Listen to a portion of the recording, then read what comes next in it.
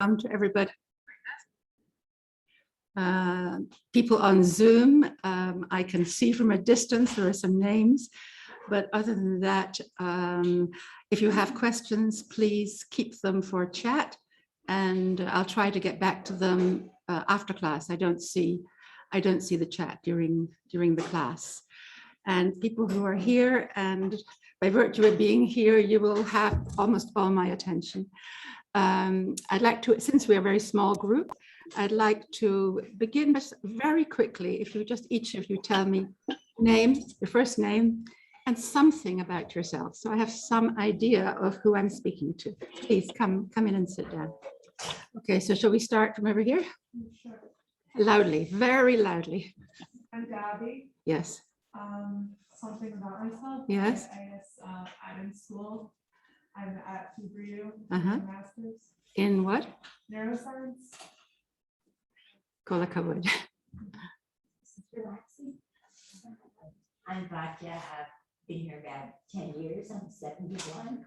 And I'm after 40 years of working, I am pleasantly diving into Welcome.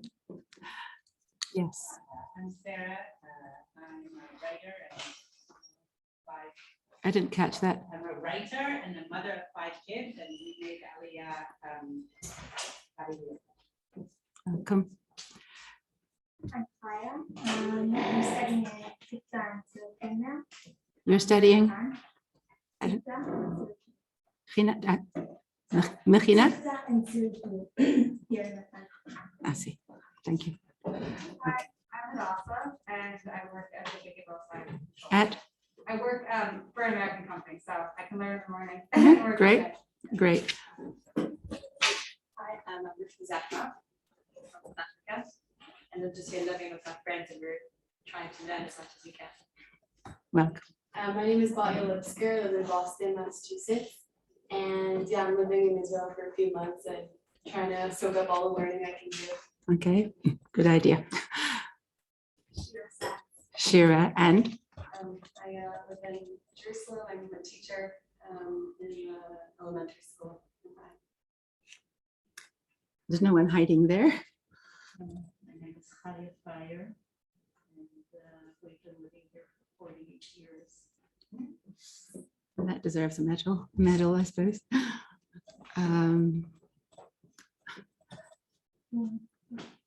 Yes. Sue. Sue. Also been living here for that sort of time, but previously in Petah studying in that town for a few years. Great. Well, it gives me a little idea, as much from hearing your voices perhaps as from the content. Last week I found it quite difficult teaching a class that I knew nothing about. There was just no way of. Now, we're going to be talking about something, a very, very difficult subject, obviously. Every time I insist on teaching the Akedah, although there's much other material in the Parsha, it's as if I'm compelled to it. That a Parsha that has in it something so extraordinary and so troubling. I think for most people it's troubling. There can be very few people, at least in our time, who have an unequivocal response either way to it. Either a response simply of, well, of course, God challenged Abraham. He tested Abraham. We're actually told that that's what he was doing. V'ha'elokim nisa at Abraham, to find out if he would stand the test. And Abraham passed with flying colors because he believed in God and he was going to do it, right, even against so many counter impulses, starting from natural fatherhood and going on to the notion, which is certainly also important, at least in the commentaries, that Avram spent his whole life up to this point teaching that that's not the God that we worship. That the God who demands children in sacrifice is not the God that we worship. It's one of the great differences between this new religion and the pagan religions that preceded in that area of the world. that there it was a pretty commonplace thing. You never knew what the God would ask for next. And of course, the maximum demand is just what a God would want, right? The God has maximum desire, he has maximum power, and he wants somewhere to overwhelm the human with his desire. Now, that is one unequivocal response to say, good for Avraham, nishkoyach. There is, of course, now a very different response, which is quite extant, which is, of course, to say that he didn't pass the test, if you come across it in that form, that he should have. Just as he argued for Sodom, for the survival of Sodom, why is he suddenly so quiet when it comes to his own? Somewhere there's a passivity there. It's as if he isn't capable actually of resisting the impossible, what God is asking of him. And since, of course, in our age, humanism is a given, and I think it's a given for all of us, for at least most of us, let's say, just in case there are one or two mavericks in class, then it's a very difficult position to ignore. However much one wants to say simply, Abraham did the right thing, he obeyed God, he passed the test. And I'm suggesting that there can't be many people, at least who would be present in this year, who have an unequivocal position either way. That there's a mixture of feelings about it. And that's what I'm aware of in myself. Kierkegaard said it in a wonderfully graphic way in his famous essay, Fear and Trembling, when he said, how many people have known this story by heart? He's speaking to a devout Christian readership.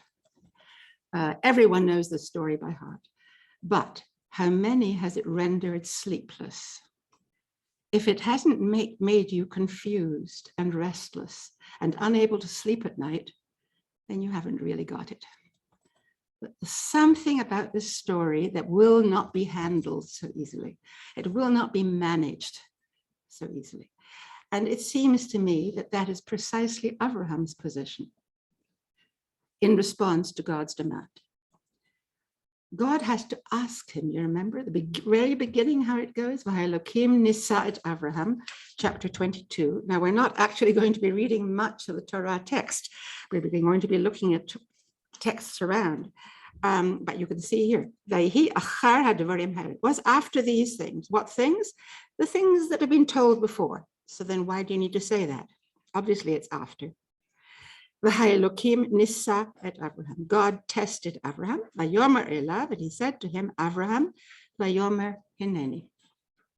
He said to him, Avraham, called his name, and he answered, here I am. Which, as Rashi says, is an expression of,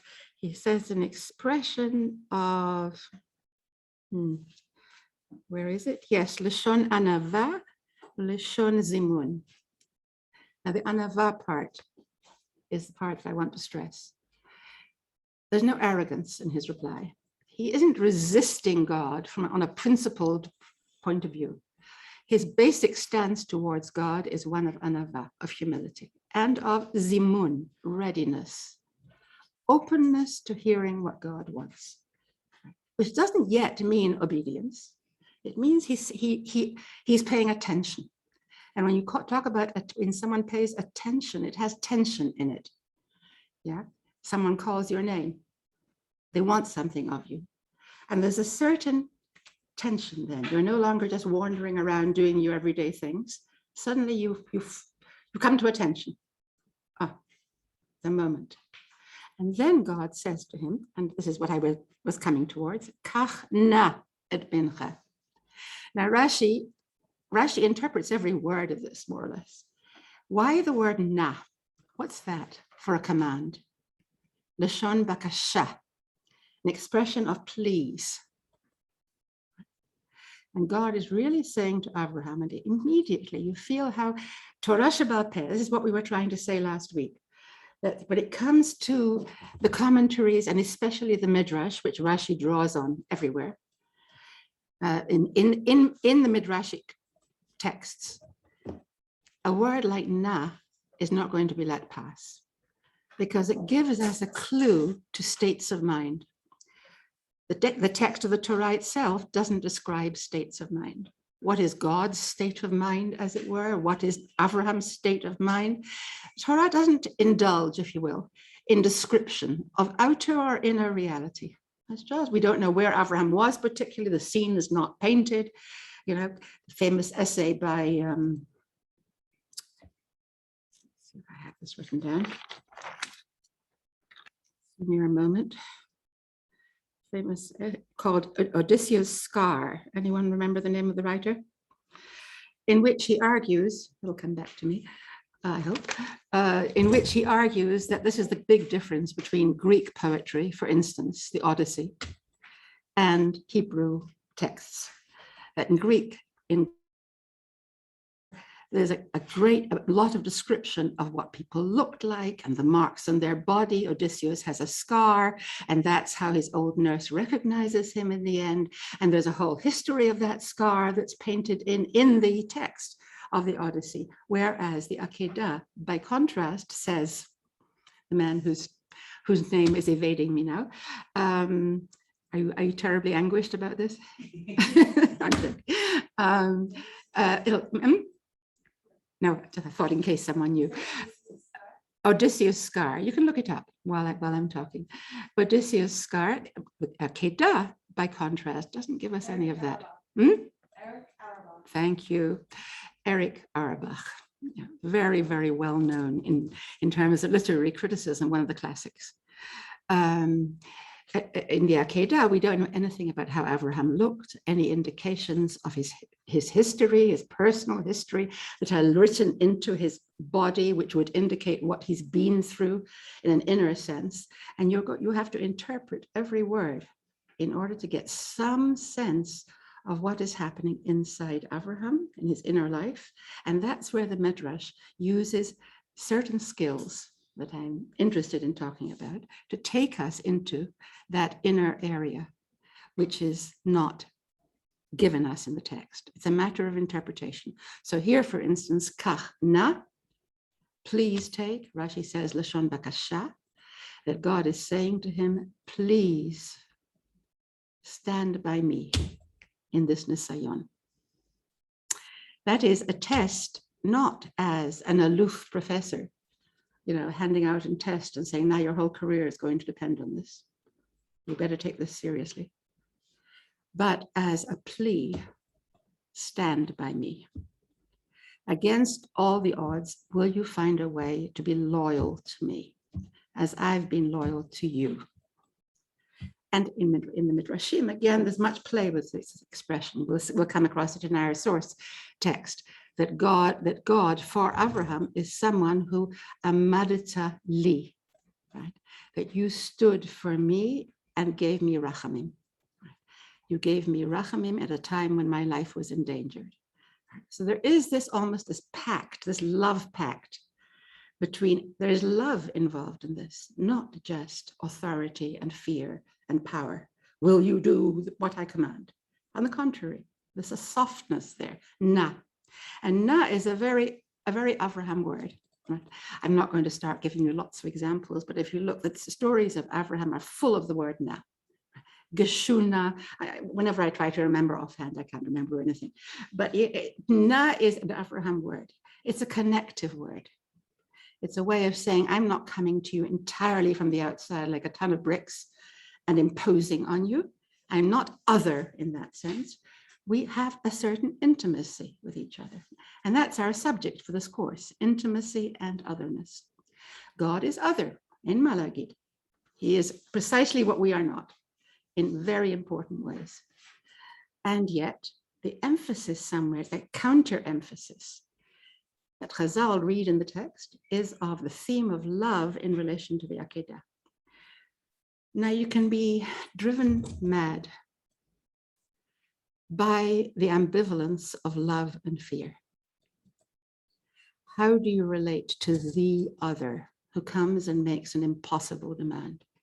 How do you relate to any other in the world who you would like part of you loves and wants to say that you the other are just a continuation of me, that we are one actually? That would be the loving impulse. And on the other hand, the recognition that the other and is separate from me. And I can be upset by his separateness. I'm thinking in terms of human relations, of man-woman relations, of relationships with the environment, that there is one tendency to say, the environment is separate from me, is not like me at all. I just use it and I just try to avoid its terrors and dangers as much as possible. And there is another view, which is now very much in the modern mind, which is to say that it is I and nature are made of the same material. That there is, who thinks that there's no consciousness in nature? You know, if you go into a forest, you're aware of a wonderful book by Richard Powers called The Overstory. It's a novel about the life in the forest and the complexity of connections that goes on in the forest. It's a religious experience to read this book. And so there's two opposite impulses here. You could go crazy. And the theme of craziness comes up here. Before we enter into our text, I want to just put this on the table as it came up last week. How many of you were here last week? Okay, so there's a few who, very quickly, you remember Abraham's wandering around with no destination at the beginning, Asher Areka. And the Midrash, one Midrash says that what we have here, what people are saying about him is he's become a kind of popular legend. Everyone knows about him, Tir'u Zakenze. Look at this old man. This is just how people talk, you know, separate. Look at this old man. He looks like a meshuga. Nir'ek a meshuga. Have you ever heard of anyone who wanders and doesn't know where he's going? So from the beginning, Abraham has been isolated from his environment, lech lecha, and go lecha. In some sense, to look for a self that's not yet there, the potential self. That's what we talked about last week. Doing that, he looks crazy to other people. You get up in the morning, how do you know where which direction to go in? Go there. It's called freedom, but it's a difficult freedom. And here, what we have is one example. Why did the journey take 3 days? Why are we told it took 3 days? Why is it important to know that it took 3 days? Irrelevant, you might say? No. And what Rashi comes up with, what the Midrash comes up with, is, so he asks the question, Lama icher laharoto miyad? Why did God delay to show Abraham immediately the mountain? God could have given him the command and immediately said, and that's the mountain over there, even if it's far away. Pointed to the mountain, he should know where he's going. And instead, God doesn't do it. He delays, not miyad. Why? And the answer that's given is that people shouldn't be able to say, that's a common idiom in the Midrash. We don't want people to say the obvious thing. What's the obvious thing? That God threw him into madness by the suddenness of the demand. It came down on him like a ton of bricks, and so he yielded. If he had had time to think about it, he wouldn't have. Now that logic, it's kind of complicated, but with the logic we use a lot. You don't just take facts at face value, right? He obeyed. It's not so simple. Under what conditions did he obey? What was happening inside him? Was he in a state of deliberation? Had he thought about it? Had he allowed himself to encounter the ambivalence? Yes, no, love, fear, a complicated inner life, perhaps. We don't know, it's not described, but that's the assumption. Or had God simply said, obey, obey, like a robot, in which case he wouldn't get the credit for it of someone who held on to a kind of desire for sanity. Now, it's madness against sanity here. If God makes such a total demand and you immediately say ecstatically, yes, and you throw yourself into the fire or you throw your son into the fire, these are the images that I'm going to be working with. That you respond to the demand for immolation in fire, not for yourself, but for your son. Who is your son? Yeah, Asher ahavta, yechidcha. Now the emphasis that is yours, yours, yours, emphasizing not the otherness of Yitzchak, and other, of course, a son is other than the father. The son is not the same as the father, but again, we are very used to that idea now. But there is the opposite idea, which of course is, from the father's point of view, there's a very real dream sense, you know, a passionate sense that the son is a continuation of himself. There is no gap.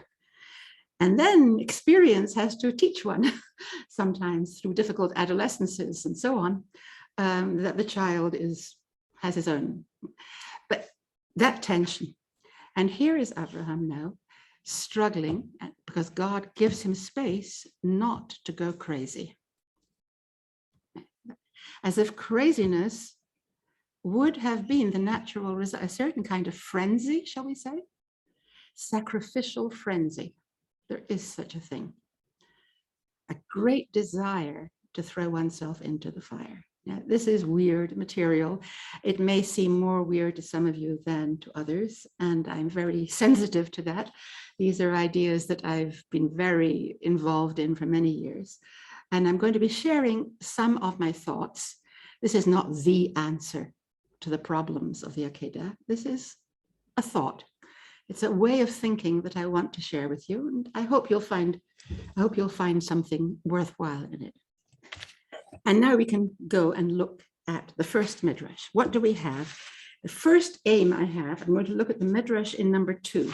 I'm not going to be looking at number 1 with you on this occasion. Okay, so it's Breshit Rabbah Mem Daled Hey. This relates to, now we're going to start quietly. I'm not going to really introduce it particularly. Yes, there are source sheets here if someone didn't get one. It's chapter 15, Perek Tet Vav Pasuk Aleph, the Brit Bein HaBetarim. Does everyone know what I mean by that? Should I translate? Explain? Please give me your indication if you'd like me to explain. Good. The covenant between the pieces. That's this terrible machazeh. It's an awesome, horrific vision, hallucination that Avram has. We're not sure if he's asleep or awake. Again, something about madness. Suddenly there's something, and it's about fire and smoke and animals cut in two, right? And things going between the two parts. And that's a covenant with God in the midst of terror and death and blood and fire and smoke. And this is a sign of the tzarot of the future, that the Brit with God will be an indication. It already set the scene for all the tzarot of Galut, way into the future. There's a dark side to this covenant. And here, this scene is introduced, right? That was not strictly relevant for the moment, but it will be at the beginning of the chapter, with the aftermath with the wars between the 4 kings and the 5 kings in which Abraham had participated. And Abraham had been victorious. And after Abraham is victorious, God then says to him, the beginning of the Midrash, Anochi magen lecha, I'm protecting you, al tira. It's the other way around, yeah? Al tira, anochi magen lecha. Don't be afraid because I am protecting you. Why would Abraham be afraid? Now, this is the kind of moment, again, that begs for interpretation. Is Abraham afraid? Why is he afraid? He just won a war. He should be feeling triumphant, very sure of himself. Yeah. And so what we have here then is 3 different ways of saying the same thing. 2 of them are by Rabbi Levi and 1 is by the other rabbis. Rabbi Levi says, because Avraham Avinu was mitpached. It's not mifached, but mitpached. Reflexive. It's not that he was afraid exactly. I think the English word that's best here is anxious. It's that sort of worrying at yourself inside. You know what the word worry comes from? It comes from wild animals, right? In the Middle Ages and then later in hunts, when they would hunt wild animals, the dogs would gnaw at the animal. And that's called to worry. It's a savage, violent movement. And there's something about the human function of worrying, which we'll see that it's relevant, which is something that Abraham knows about. Here last week, we talked about him as perfume, as dew, as one who affected other people with a vision of beauty and transformation and subtlety. And suddenly we have the dark side of Abraham. He is prone to mitpached, which actually makes him the first Jew, it seems to me, because, you know, Jews seem to specialize. I don't know if that's absolutely true, but from the inside, I can say there is a distinctly Jewish form of that, of constant anxiety, never being able to let well enough alone. Oh yes, but what if? It's a kind of inner fertility of alternative scenarios. What was he worried about here? He just won a war. The Omer Tomar, would you say? Now that's the way you begin a worry. Ooh, maybe this is a way of thinking of things. I've been thinking one thing, I've been happy, I won the war. But what if? What if what? Among all those many souls that I have just dispatched, I've just killed many people in war. There was one pure soul. I'm putting it in my language. There was one tzaddik. Then where am I? Then I can't be just blithely happy. What did I do? And there is, translate the word that's used, mitpached. The two other forms for that worry is actually the word worry that you find in some midrashim, doeg, hu haya doeg. They actually use the word. And the one that I'm most interested in is the word hirhur, that hu haya meharher. And somehow that comes from the expression achar hadvarim ha'ele, which opens the chapter 15, as well as the Akedah. After these things, God said to him, don't be afraid. After what things? After the victory, all right. But no, for the Midrash, it can't be just after an external victory. God doesn't say, I'll protect you just because you won a war. He says he speaks to you, to Abraham, because of Abraham's reaction to what has happened. His inner reaction is one of hirhur, of uncertainty, second guessing, not being able to just be unequivocally happy, because what if I killed one innocent person? And God, you could say that's a very high class, it's a very high class worry. You know, it's what any conscientious yefei nefesh should do. Now, when I say yefei nefesh, do you know what is that a familiar expression to you? I'm just feeling my way, just to have a sense. That's a very Israeli expression, and it's used by people who have no patience for, let's say, left-wing compunctions. You know, they want. And here, I'm not identifying with anyone. I want to be very objective. Which phrase? What was the phrase? The last phrase? Yeah, yefei nefesh. He has a very fine, he's a feinschmecker in Yiddish, they say. It's a way of being critical about someone who has a fine sensibility. Like a tree hugger? It's a luxury. What? Is that calling somebody a tree hugger? Yeah, exactly. Talking of trees, exactly. A tree hugger. Perfect. That's exciting. Okay, but here we are free to interpret, and we think, oh, maybe good for Abraham that he had such a thought. He has an ethical sensibility. And God reassures him. And I'm not interested in so much the details here, just in the structure. Second reading. He is worried, he's anxious, and he says, oh, I killed a lot of kings here, a number of kings. But what about all their little princes who are going to grow up one day? And they're going to come and attack me in revenge for this victory. In other words, this is the most practical worry. This is a real strategic worry. Maybe this is an eternal war that I've started. It's not a war that I've finished, but you never know what will come of it in the future. I may have to pay for this. Now that's, again, you might say it's quite a rational worry. It's a worry that is open-eyed. The third one, and here I am, we go towards the end of the passage. Haya Avinu Avraham mitpached. In the Hebrew, it's 5 lines up. And he said, Yaraditi lekivshan ha'esh. I've gone down into the fiery furnace and I've been saved. A word of explanation here. Fiery furnace, what fiery furnace? This is going to be extremely important. This is the heart of Abraham's past experience. What was the trauma that doesn't exist in the Torah at all that formed Abraham's childhood? Right? Isn't that the kind of Freudian question that you would ask? And the Torah doesn't talk about it at all. It's a midrash that is very well known, in which we have, anyone? Okay, yes, Abraham as a child breaks his father's idols. He is already in quest of God as a young child, and he is hauled up for execution to the king's court, King Nimrod. He's thrown into a fiery furnace, and he's saved by miracle. Now that's the simplest version of the story. And we'll come back to this, to the much more complex, worrying version of the story later. And what we have at this point is Abraham being grateful that I really went down into the jaws of death, as we would say. That's what it means, lekivshan ha'esh.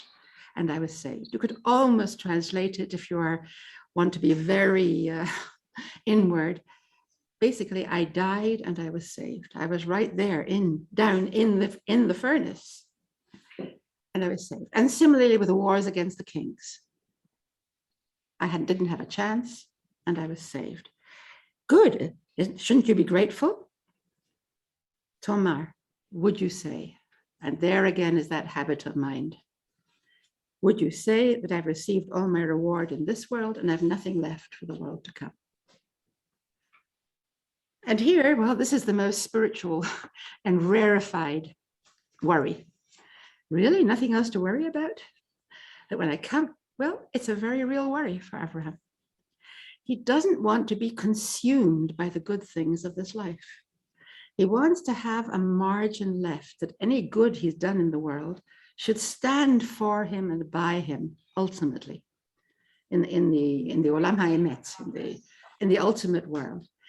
If too many good things are done to him in this world, then maybe there's nothing left in the bank. Now, it's a kind of, again, a strangely calculating view of a spiritual situation. Can you become bankrupt? Can you become bankrupt if God does too many miracles for you in this world? That in some way you feel stripped of any. It makes some sense to me, I have to say. I don't know if it does to you. I'm not going to take more time on it.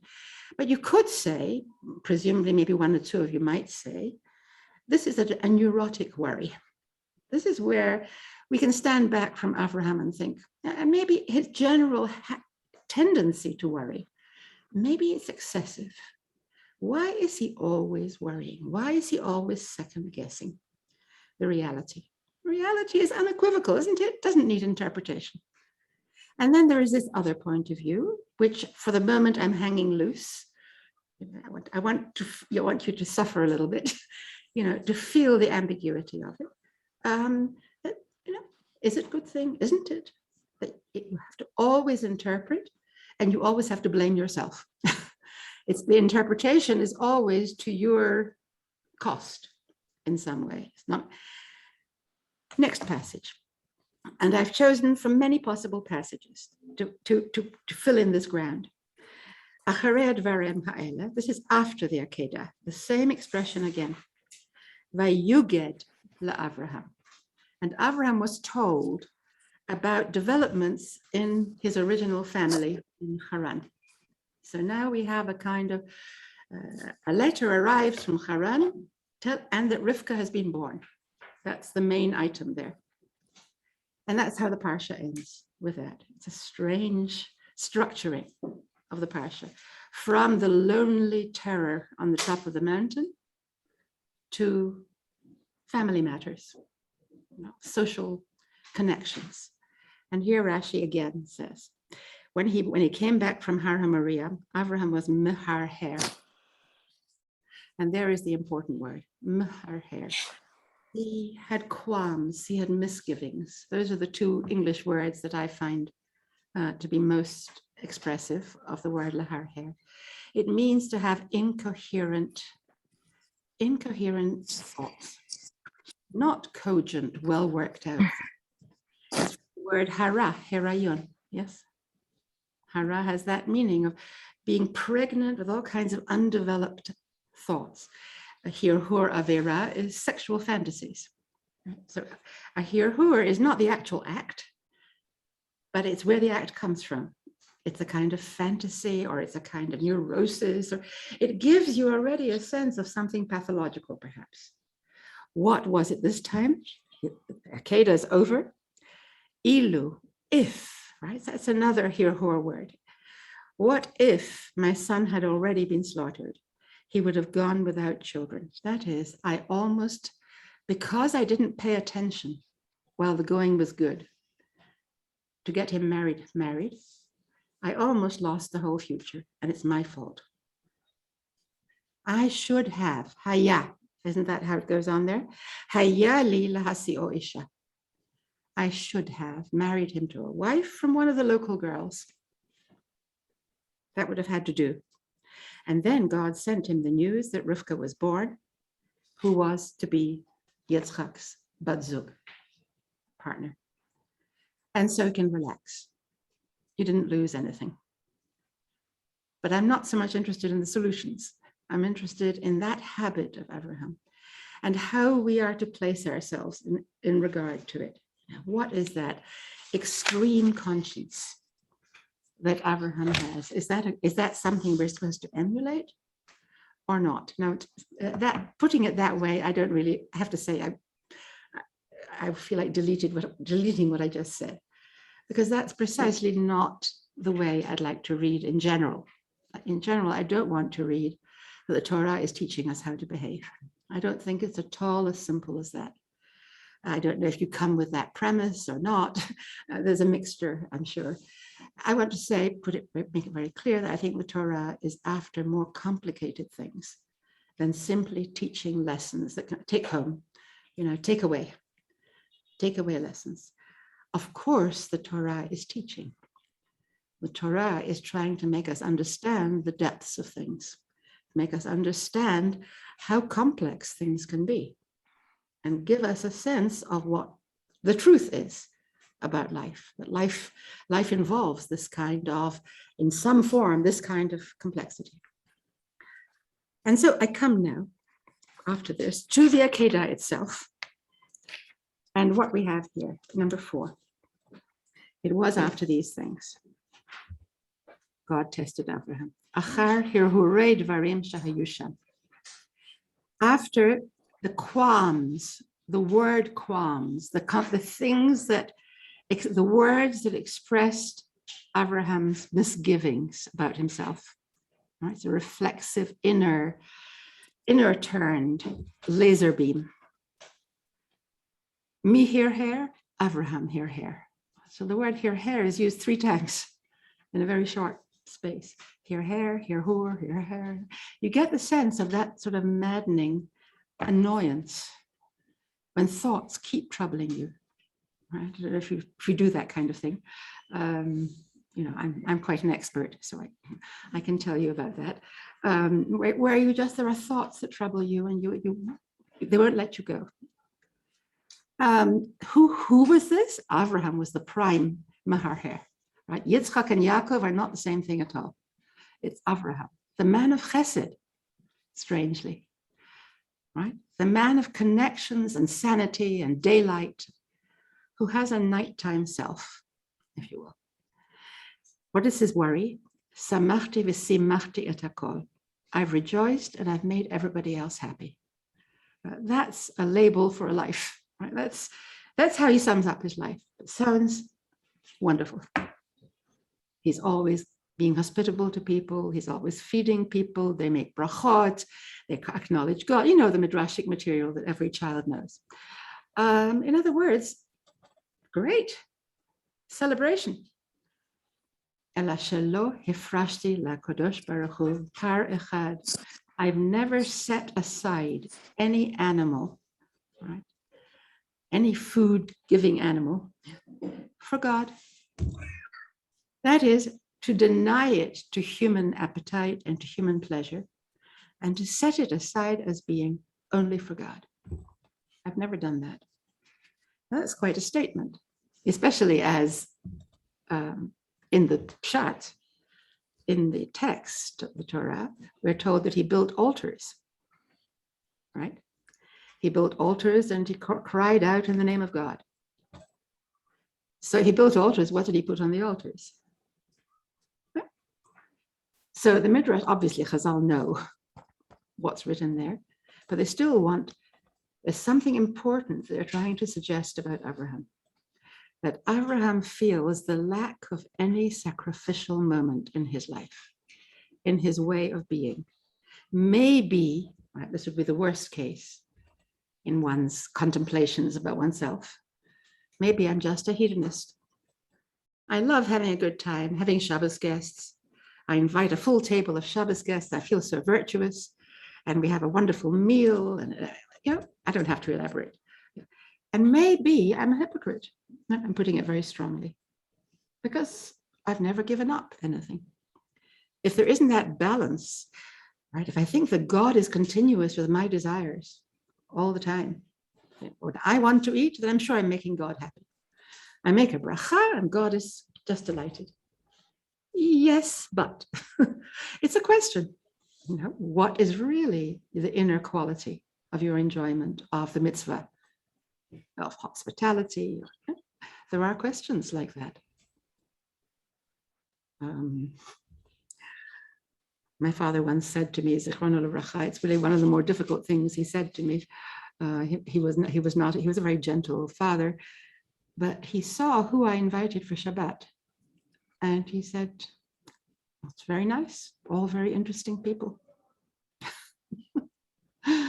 By which he meant, Achnasat Orchim is you invite people who need it, not just the people who are good friends. You know? You invite people, strictly speaking, Achnasat Orchim, you know, one could argue about that. But I felt what he said. You know, that's the kind of Abraham perception. Yeah, that a religious life can't be only that. There has to be din as well. Right? There's the chesed and then there's din. And God reassures Abraham in this case. He says, no, I'm not worried about you, because I know that if ever I should ask you to even sacrifice your son, you wouldn't hold back. Now there's the hypothesis. God says, I know you well. I don't need to test you, because I know your heart and I know you're sincere, that really your thoughts are of God in everything that you do, and you wouldn't hold. Now, that theme continues. If you want to read it for yourselves, you'll be the richer for it. It continues throughout the Midrash of second guessing myself. This is Abraham and Yitzchak, actually, in this collection. And then there is reassurance. I know what you would really do.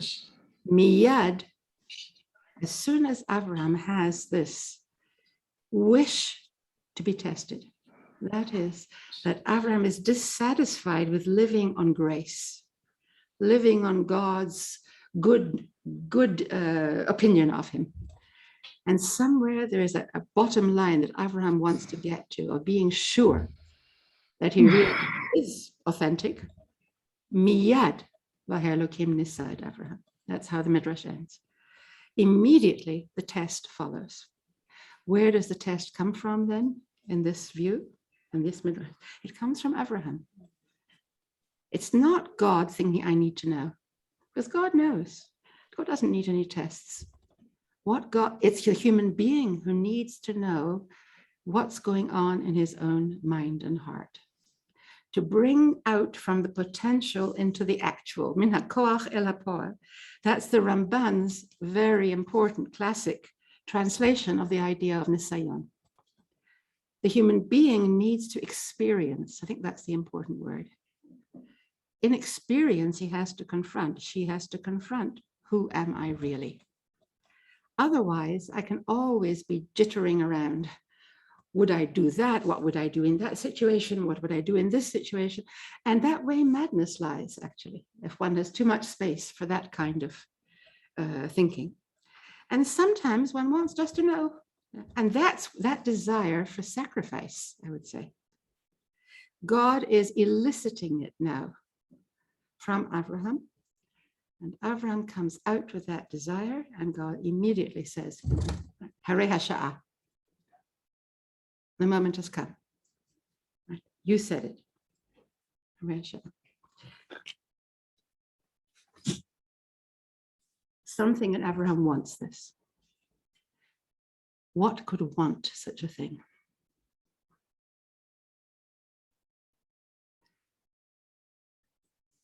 Counterintuitive. One thought that I'd like to share is that if Abraham is a person of chesed, a person of love, that could mean two contrary things. It's like many such ideas. On the one hand, it means love and connectivity and love for his son, and it was full of chesed towards his son. And God is interrupting his life of chesed now by this dire demand. But it could mean the opposite also. Chesed sees the other, as we said before, as a continuation of myself, wants to see experience as all one, a kind of unity and integrity, that I reach my true self when I'm submerged in the reality, the larger reality. That chesed in relation to God would be what Freud called the Oceanic Impulse, which is to lose your individuality altogether, not to be self-centered, it's the opposite of self-centered, and to see reality as something you want to just be swallowed up in. That is the sacrificial impulse, to throw yourself into the fire, to become part of something much larger, right? The unity and the solidarity of the world, the continuity of the world. It's a strange idea, but perhaps we should a little bit get used to it. Din, on the other hand, is, again, working with opposites. Din is strict justice, but it also emphasizes the individual. Din makes me know that I'm separate from you, from him, from everyone. I'm individual, whether I want it or not, to be different, separate. And it allows, on the good side, it allows for celebration of individuality, a recognition of being my specific self. So things are a little complicated. Right? Chesed has its other side and Din has its other side. And I want to just give a passing glance at, I think, just two literary examples from French literature. The French are good at this. The theme of the fire. The Akedah is fire. Yes. What does Yitzchak say to Abraham as they're on their way? Yeah. Hinei ha'esh v'ha'etzim. Right. There is a knife as well, but that's, essentially, we're not supposed to think about a knife too much, I think. Although, yeah. But the esh and the etzim, the fire and the fuel for the fire. That's my first French author is Gaston Bachelard, Bachelard. I mentioned him last week, who was a philosopher, a psychoanalyst. He created his own form of psychoanalysis based on material elements in the world. For instance, fire. He has a book called The Psychoanalysis of Fire. So if last week we talked about perfume and dew and other evocative images to describe an inner world, this week we're again on the other side. We're talking about the violence and the vitality of fire, both. Fire standing for extreme life, passion, right? It's obviously the word for passion, good or bad, and no ethical judgments here, something that sweeps you away in a moment and brings down all your barriers, all your prohibitions, all your limits, or your limitations. Could be good, could be bad, right? The famous, very beautiful example from Chazal is that both Ish and Isha have fire constituting them, Ish. If fire meets fire, if there is a Yud and a Hey, right, the Yud in Ish and the Hey in Isha, if they combine, I like this extremely, because it isn't, keep God in mind. It's something much more integral, that God is part of the fire, that there's a knowledge of a fire for God as well. So something about passion and the managing of passion here. And of course, death and annihilation. That's what fire stands for, that's sacrifice. So Gaston Bachelard says this. He wants to say there is such a thing as the desire for fire. He calls it the call of the funeral pyre, a terrible image. The call of the volcano. He quotes Georges Sand, C-A-S-A-N-D, another French writer, who describes a traveler who is traveling to the volcano, to see the volcano on Mount Etna. And he has fantasies and reveries of fire during the night before he arrives there. He's sitting at his fireplace in the inn, looking at how the little ants and moths are flying into the fire. They are attracted to the fire. There's a terrible fascination of the fire. And he lets his reverie extend, and he thinks, well, this is a small version and a safe version for me, because it's in a fireplace of the volcano on the top of the mountain, right? And that strange compulsion somewhere to throw oneself into the volcano. Now that is insanity, right? We're talking here about something that's there in the mind, which we keep repressed most of the time. But sometimes if we let down our guard a little bit, we can become aware of the edge of it. What is that attraction? And what he wants to say basically is that it's an attraction to that larger being, that larger, more powerful being, to becoming part of it, rather than staying with our limited selves, to become consumed, right? It's a moment of consummation. It's a moment of consumption, of being wasted in a way.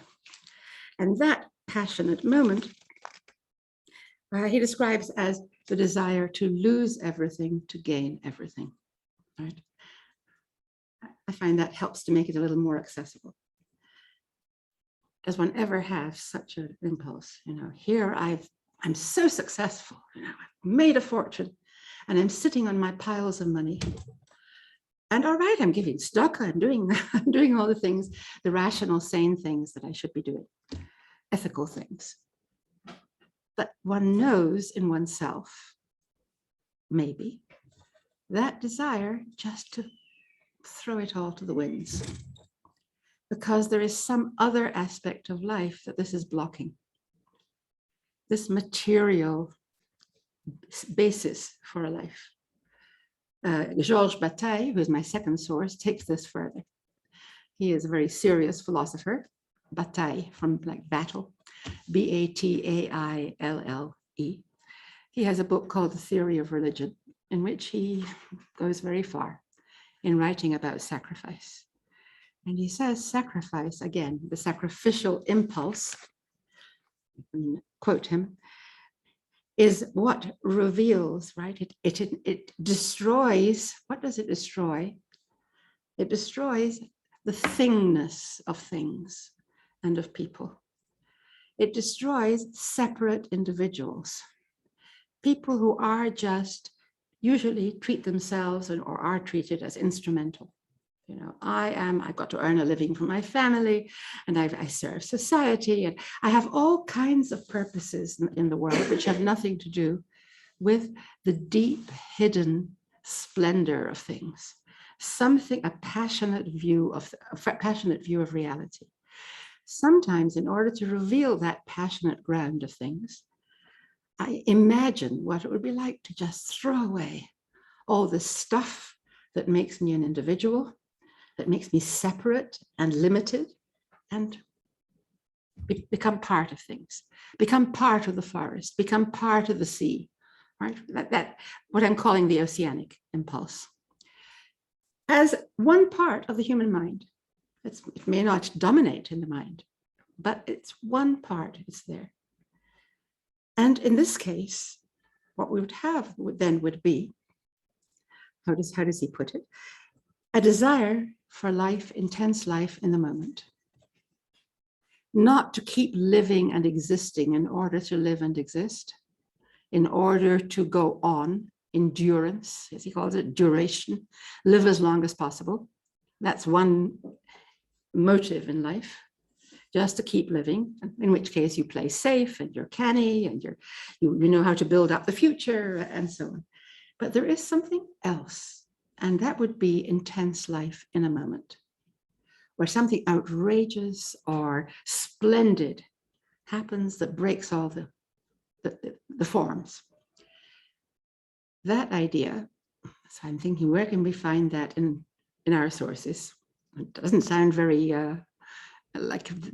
hopeful that we'll find something like that in our sources, because on the whole, we seem to stand very much for sanity and ethical behavior, and working out clearly what you think the right thing to do is, living gradually, not in one huge gesture.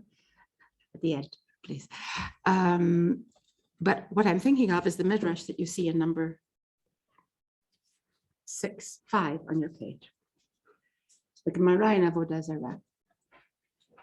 The moral of this passage, which you get to in the end, is a moral that is repeated several times in the passage in the Gemara, attached to different stories. And the moral is this: Yesh koneh olamo bekama shanim, veyesh koneh olamo b'sha'a achat.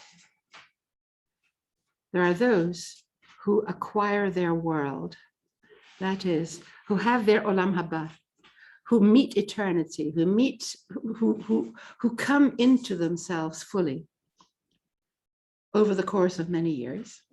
They work hard for their eternal welfare. Yes. And there are those who do it in one split second. And the first model is clearly the one that the rabbis prefer, as we'll see when we look at it. But the second model also happens. It's also part of reality. The story is about Elazar ben Dordeya, who was a well-known profligate. He was a sensualist, what can we say? There was no prostitute in the world he hadn't entertained. He finds a particularly good one, fills his purse with gold coins. It's very graphic. And he has his encounter with her. And then she says to him, I'm sure you will never do tshuva. You are too far gone. And she may be saying it provocatively. It's possible. And he immediately gets a desire to do tshuva. That he's going to throw it all away. His whole life and all his tastes and all his passions, you know, he is going, how do you do it? He doesn't know how to do it. Here he is already well on in life, and he's created himself already. And so he asks the mountains and the hills and the stars and the moon and the planets in the sky and all the forces of nature to help him, to pray for him. Bakshu alai rachamim. Ask for mercy for me. What does that mean? He's really asking the world, the whole natural world, it seems to me, to take him in, to swallow him up in themselves. And they will ask for him, you know, but he now becomes part of something much larger, and he doesn't have to do for himself. But all these forces answer him, we have to look after ourselves. We have to pray for compassion for ourselves. We're also part of nature. We will also eventually wear away and die. And so you have to look after yourself. So suddenly there's a great separation. And Elazar is left alone. And he puts his head between his knees, v'ga'a b'friya, very vivid. He bellowed in weeping, like an animal, ga'a. There's an animal cry as he realizes that it depends only on me. Depends only on me is an expression that Chazal use as an introduction to prayer. You find it with Moshe Rabbeinu very often. Depends, I have to pray. Something is asked of me. I have to make a movement. And his movement is that he dies. So you could almost say, emotionally, he throws himself into the fire. That he so much wants to change himself that he dies of it. And a heavenly voice comes forth and says, Rabbi Elazar ben Dordea, suddenly he's become a rabbi, is welcome into the life of the world to come. He gets a royal welcome up there. When Rabbi hears about this, this is the very important coda. When Rabbi Yehuda Hanassi, the compiler of the Mishnah, the Rabbi, hears about the story, he cries. So here you have the Rasha and the Tzaddik both crying. The Rasha cries in an ecstasy of tshuva, and why is the Tzaddik crying? And then he comes out with a statement. There are those who acquire their world, like me and like my students, over many years. That is, we work very hard, gradually to make ourselves, to work on ourselves. And then there is someone who in one orgiastic moment, one flash of fire, goes straight to Olam Haba. So intense is his experience. And what makes this such a poignant midrash for me, I'm sure, not just for me, is that Rabbi doesn't like it, clearly. He has to acknowledge that there is also that way, because that's part of the truth. But really, and what he finds most difficult to swallow, it's almost smile-worthy at the end, is that, and what's more, this profligate gets called Rabbi. I worked for so long for this smicha, I worked for this doctorate for so many years. And then someone comes along and just buys it off the internet for $5. It's cheap. He thinks there's something cheap about this, but nevertheless, he's ready to criticize himself and to say, no, maybe I'm not right. It's clear that there is something in this. Now, that's all food for thought. What about Abraham? Very intently. Let's look at a series of sources that give us a sense in the Midrash of Abraham's private inner world, centering around fire from the beginning of his life. What goes to create his complicated relation to fire and sacrifice, right? The love and the fear of the fire that takes him 3 days to work through in some way as he walks towards the mountain. Has to do with the whole history, and it has to do then with the way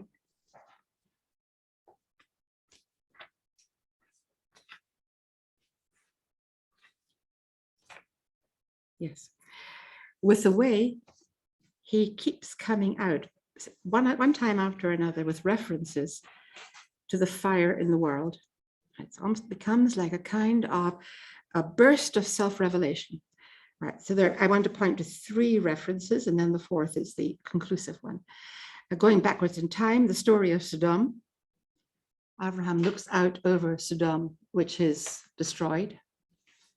And what he sees is described in the text as V'hinei ala kitor haaretz. Behold, there rose up the smoke of the land, kakitor hakifshan, like the smoke of a furnace. That is, what does Abraham see? He doesn't just see Sodom has gone up in fire.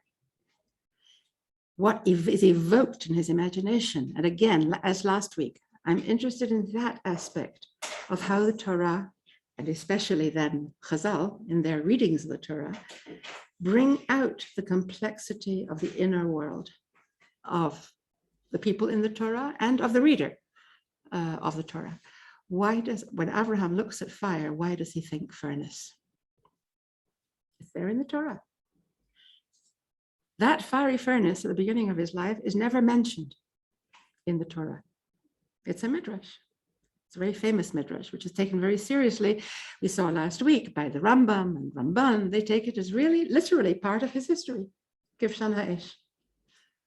But it doesn't occur in the Torah. So this word Kivshan comes for the first time. When does it appear for the first time? When he looks at Sodom. Then something that's been buried deep in his consciousness. He never thinks about Kivshan Ha'esh. He never thinks about Ur Kasdim. That has a horror about it. I'm jumping the gun. That he has repressed. Let's call it repression for the time being. It doesn't form part of his conscious memory. He doesn't remember it. The only symptom is that when he looks at a fire, a destructive fire, immediately a furnace comes into his mind, that word, Kivshan. And then going backwards in time, when he prays for Sodom, you remember, when he negotiates with God, he then says as a kind of modest disclaimer, Anochi afar va'efer. I am just dust and ashes after all. I'm nothing. It's his humility. What gives me the chutzpah to? But look at Rashi. That's another image. That's imagery. I am dust and ashes, and I should already, number 6, I should already have become dust in the war against the kings and ashes in the hands of Nimrod. That is, it's a memory, which is not a memory. Look how Abraham relates to what we call memory. I should already be. If reason and probability had their way, I would be ashes. I was in the furnace already. It's not, I was saved from death, right? We say sometimes, and that means hopefully before death, before the danger ever really consumed me. But here he is consumed. That's the beginning of being consumed. But no, God saved me. And what makes me not ashes? Lulei rachamecha asher amduli. If it were not for your mercy, which stood by me. There is that counterpart to God asking Abraham to stand by him. That is, it's an act of rachamim that God gave him, which takes him away from the rational order of the world into the miraculous order, you can say. He was consumed and not consumed. He was alive to tell this tale. And there is the fire again, the dangerous fire, which became an occasion for rachamim. And then most powerfully, the Brit Bein HaBetarim. Going back to chapter 15, where we were, the covenant between the pieces and those images of horror that we read in relation to that. How does it go there? Yes, Vehine ema chashecha gedola. It's chapter 15, verse 12. Behold, there was a dread of great darkness that fell upon him. Right? And a few verses later, Vehine tanur ashan velapid esh asher avar bein habetarim. Behold, there was a smoking furnace, a smoking oven, and a flashing fire that passed between the pieces of the animals. And there again is the oven, the furnace, and the consuming fire, and in a nightmare kind of situation with smoke and an indication of the dark side of the Brit, the cost of the Brit, that there is a sacrificial side to Jewish existence, if one can put it like that, and the terror of that situation. in Avram's personal life, he knows all about that. Only he has forgotten. And he has forgotten very thoroughly. And I want to use the great British psychoanalyst Donald Winnicott to paint for us what such an experience would be like. It is really more than repression. It's that you had an experience that was so much beyond you, so overwhelming when you were a child, let's say, that it's not just that you repress it, but in a sense, you never really had the experience because you were not there yet as a developed person to offer some resistance to the experience, to be able to take it and survive. So that in some way, it happened and it didn't happen. You could almost say you dreamed it. Well, you didn't dream it. It objectively happened. But now we'll come to Winnicott in a minute, but let's just have a look at the indication, the only indication that I can find in the Midrash of that moment as a moment of filicidal terror. The terror of a father killing his child. It's not just the terror of the furnace, it's the emotional connections with the father. It's the original, right? It's the original pagan, the impulse for all sacrifices, because that's what fathers do to sons in pagan ancient Near East and other places. So what do you have here? That simple expression just before Lech Lecha, giving us the family background of Avram and about Avram's father Haran, who died al pnei terach aviv. He died in the presence of Terach, his father. What does it mean in his presence? How are we supposed to imagine that? And Rashi translates it, I think this is the Pshat translation, b'chayei aviv. And that's very strong in itself. The Torah is telling us he died in his father's lifetime. And that's already unnatural. No one else has done this, if I remember rightly, through all the generations. It's always been very orderly. You know, you have children and then the parent dies and then, well, and suddenly there's an indication of something grotesque. Something happened here that blows things apart. And then he quotes the Midrash. And I'll just look at the next few words. Midrash Agada Omer Sha'al Yedei Aviv Met. Now that is not often put like that. You can read the whole story as we told it before and not really get the point that Haran dies at the hands of his father. Excuse me? In what sense? Terach didn't kill Haran, did he? No. But if you think in a psychoanalytic vein, this is the way Freud would have told the story. The father brought his son Avram for execution. That was clear, Terach's intent. He offered him up to the fire. No question about it. It didn't actually kill Avram. Avram is saved. But his brother is standing by and he is hedging his bets when he's asked, whose side are you on? And he says, well, if Avram survives, I'll be on his side. And if not, I'll play safe. And Avram survives and he says, I'm on his side. And he goes into the fire and he's not saved because he hasn't got authentic motivations. But never mind all that. The point is that here is Terach in this dread father situation of killing a son he didn't intend to kill and of not killing the son he really intended to kill. Put that together on some level, it's a horrifying experience for Avram. All right, this is the horror. If you read Joseph Conrad's book, The Heart of Darkness, which describes the heart of evil and violence. The central cry there is, the horror of it, the horror, something that can't be put into words.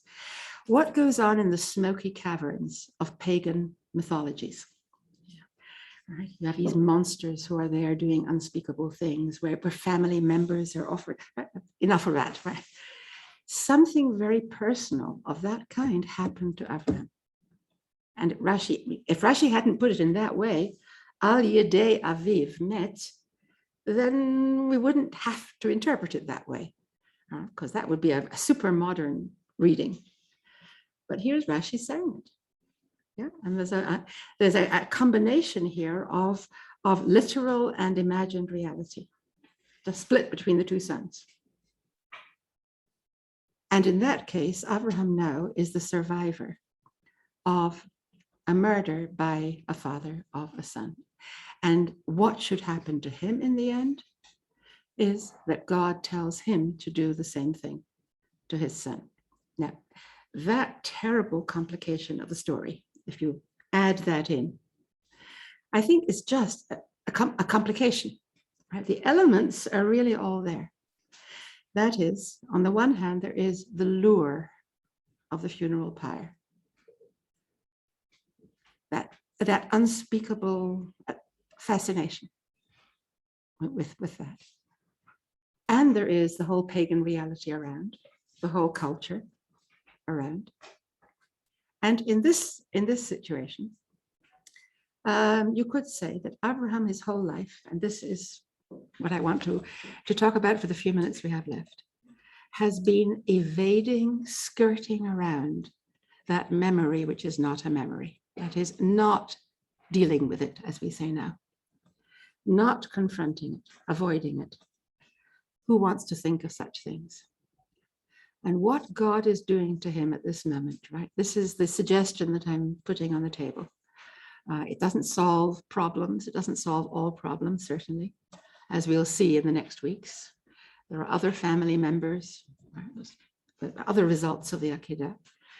But there is a sense here that the real issue is the inner life of Avram. And that God is asking Avram, Lech Lecha, again. Right, the first Lech Lecha was, what it meant last week. But this Lech Lecha is really mamash, inwards. Go inwards and work out what your lev is really all about. Lihimalech el libo. He's given time to consult his heart, to probe his heart, to try to get clear to himself something that's not at all clear. What is the power of the moment? What are its components? What is it that he really will do when it comes to it? Have a look at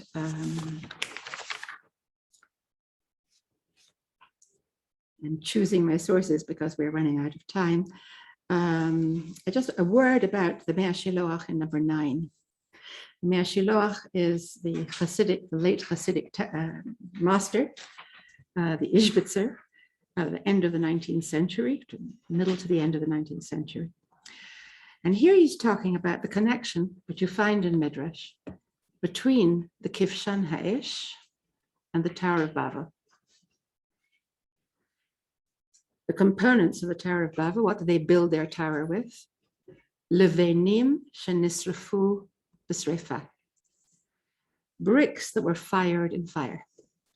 So there's an emphasis on fire.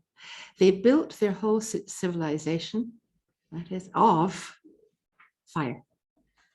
Of that, let's call it pagan, unequivocal motive.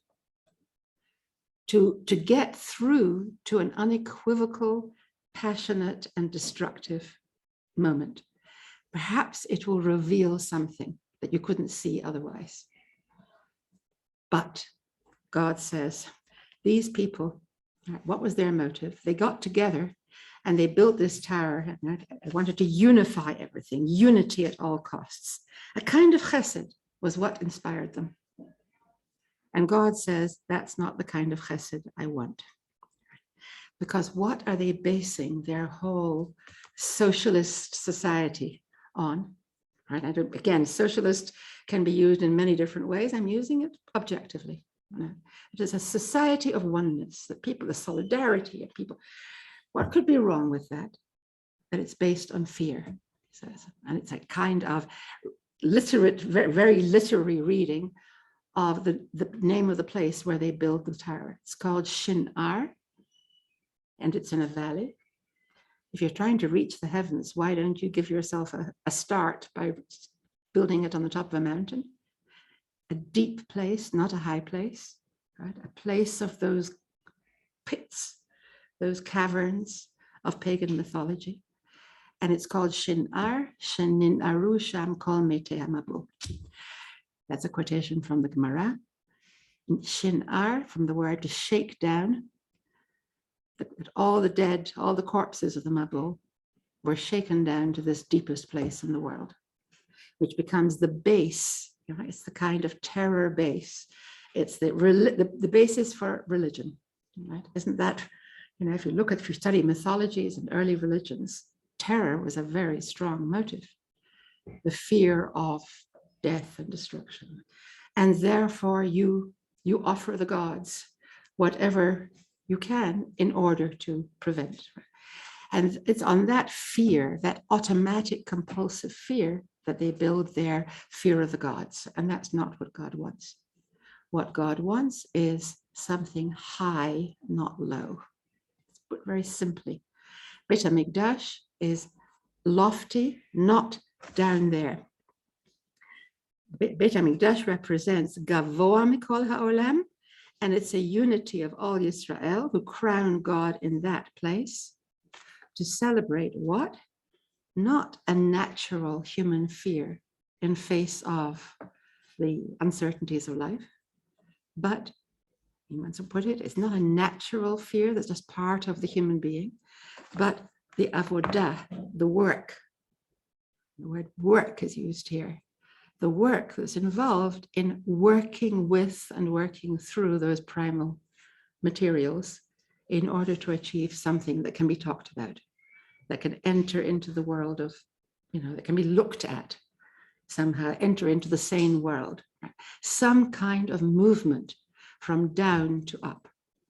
Now, in the end, it was a question of going up, yeah, to go up a mountain.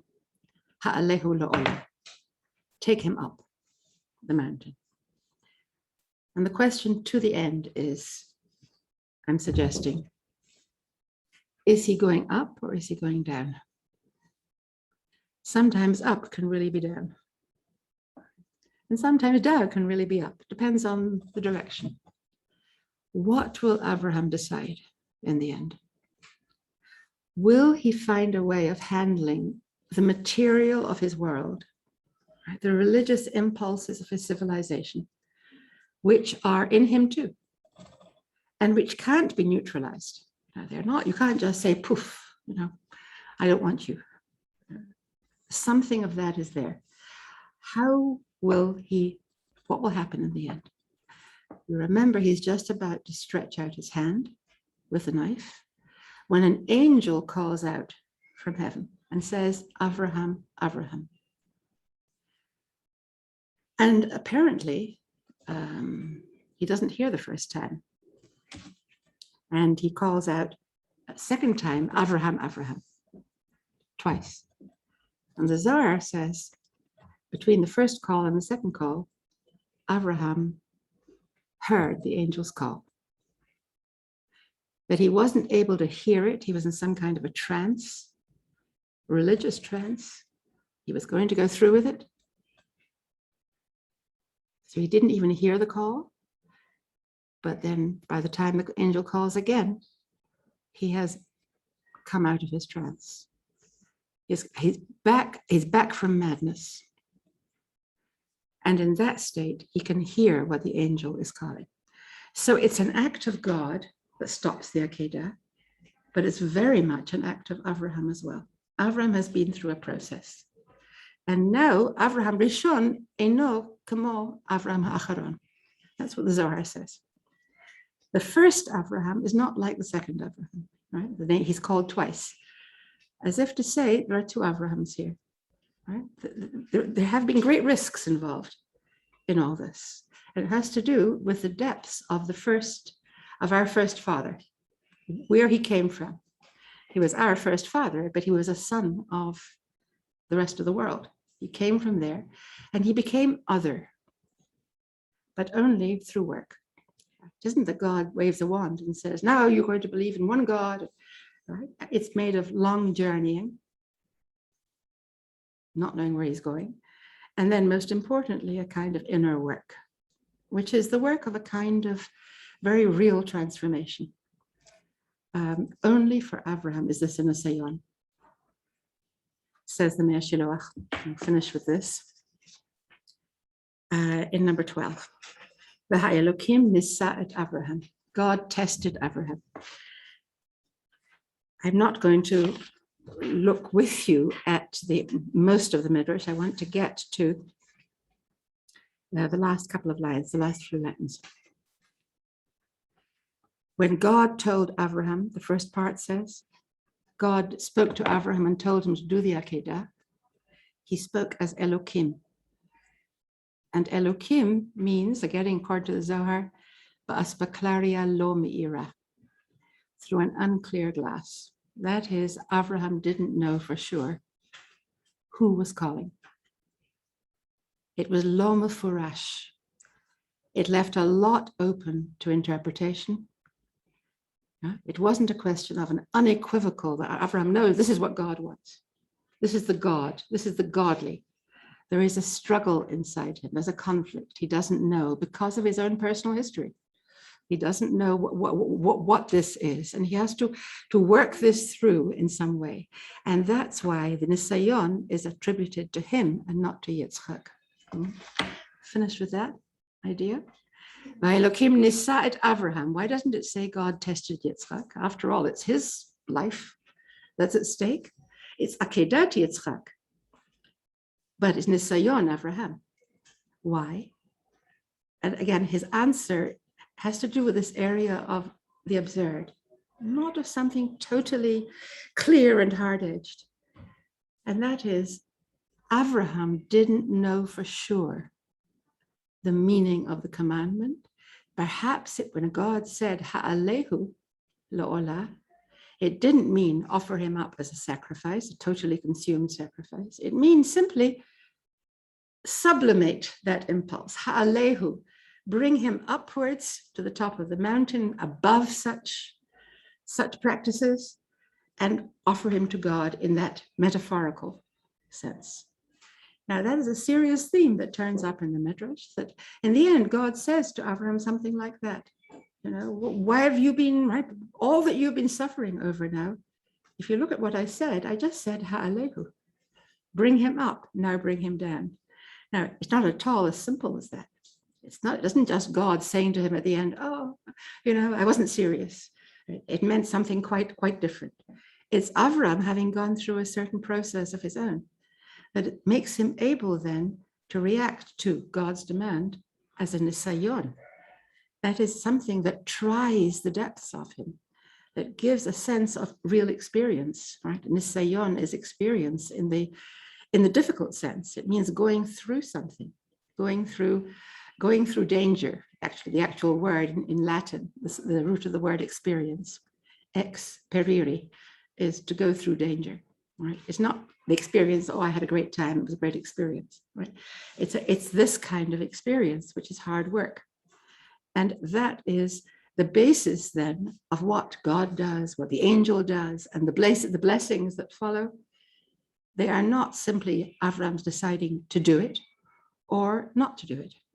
It's a movement that is going on in Abraham that allows him to hear the call that stops him, even though it's just an angel and not God, it belongs more to the area between God and the human world. Right? And that is the way, this is the way in which God actually takes his leave of Abraham, because God never speaks to Abraham after that. So Abraham is left with what we've just been describing, which I can't sum up in one sentence. That would be impossible. But it's an experience of immense depth, which leaves him perhaps still troubled about the fact that God is no longer speaking to him, And the fact that chesed, which has been the simple principle of his life for so much of his life, now has become a more complex entity. Okay. Do you have any questions? If you have to go, please feel free. Yes. I'm just curious about your thoughts about. But I'll need you to speak quite loud. Sarah, yeah. Yes. When you were speaking about chesed Yes. in the middle, it occurred to me that the line between kindness and narcissism Yes. is not so clear. No? I mean, if you think that everything is a part of you. Yeah. So I guess I'm just curious your thoughts. Yeah. I don't think one needs to take those two English words and connect them, because the connection is the word chesed. Right? Chesed is the word that's used, for instance, of the unspeakable practices of Canaan. Right? It's one of those, right? Ki chesed, who don't do those abominations, for it is chesed. Chesed is bringing down the boundaries, obliterating boundaries. It can be an act of kindness, or it could be a violent act of what can we say? I lose myself entirely. I lose myself entirely, or I lose my son, or I lose, the other, that in view of a larger unity. I'm always looking to, in which case women, interestingly, Sarah is din and Avram is chesed. Which doesn't mean that she is so, but she is the one who relates to the world as a world of particulars. There's me and there's you. There's you and your son. They're not the same person. It's very clear in her mind. And each one is a whole world. Again, in the end, there's no bottom line. Saying you should do this or you should do that. These are inner energies, parts of the mind that we try to unify. We try to integrate them, find a way of living with them. Yes, share. I have so many, but I'll just stick to Well, just one. Exactly. From last week. I don't know if we should do that, because not everyone. No. Was, yeah, go ahead. The end. I think you're saying that you can't broach it, but the process that Abraham undergoes. Yes. Would you say it's one of self-acceptance or self-worth, that he doesn't have to fully sacrifice himself or sacrifice in order to be worthy of the breach and to connect to God? I'm trying to grasp what this process is. I think it's not so much in the bottom line. I don't think Abraham, when it says God tests him, it's not a question of a pass or a fail grade, that he has to come up with the right answer and then he'll pass. I think we have to detach our mind a little bit from that very pragmatic way of thinking, because part of what we're dealing with is eternal desires, infinite desires. Yeah. So somehow that complicates things. What is Abraham's most personal answer to that question going to be, given his whole life, given where he comes from and what he needs, the material that he has to work with in his life? And in the end, God is not going to want, right? There's no way, we find out afterwards, that God's going to want the sacrifice. So God is going to stop him anyway, but he gives him maximum time to come to some kind of decision of his own. It looks as if he's about to do it, because he does get hold of the knife. But we will never know because he is stopped. And it's more the depth of his motivation that God is inciting, in a way, that he wants Abraham to begin to go deep and high in himself. That height is often an image for internal. What is high is inside. Right? What is low is somehow external. It has to do with the crusts of things. right? But the center of oneself has to do with height. You find examples of that. Yeah. Height. Yeah, the idea of it. Go up means go in. You know, for the Rambam, that's a way of thinking of Har Sinai. What does it mean to climb the mountain? Moshe is always climbing the mountain. It makes a big point of him as a climber. Va'ala, va'ya'al. So the Rambam wants to give it as a kind of intellectual climbing. Right? It means getting closer to God in himself. It's an image.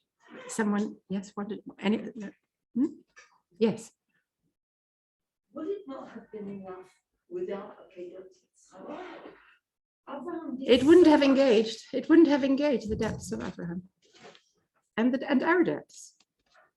In other words, it would have been the way the story is related too often, for my taste now, given the time we're living in, as a rather blithe matter.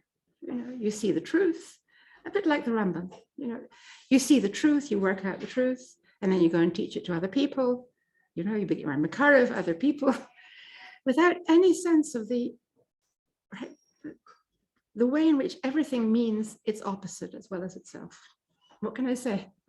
You know, we've met obnoxious soul savers, haven't we? You know, people who have the truth and that's not just by way of caricature. You know, that is in us too. We are very quick to feel self-satisfied. You know, I found. So I think the Torah has to be addressing very real things to have power for us. That's my assumption. I think we should stop because we've sat long enough. Thank you very much. Thank you. Yeah, Shabbat Shalom.